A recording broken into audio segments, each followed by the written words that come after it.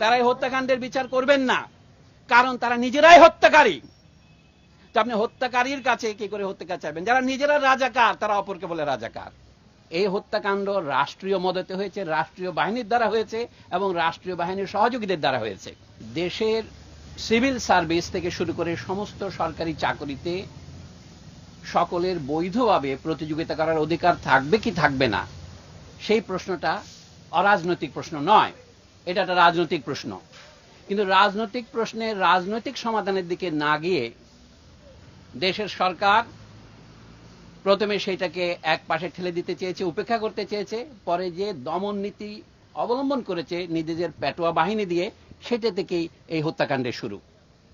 আমরা প্রথমেই পরিষ্কার করে বলতে চাই, এই হত্যাকাণ্ড রাষ্ট্রীয় মদতে হয়েছে, রাষ্ট্রীয় বাহিনীর দ্বারা হয়েছে এবং রাষ্ট্রীয় বাহিনীর সহযোগীদের দ্বারা হয়েছে, যাদেরকে আমরা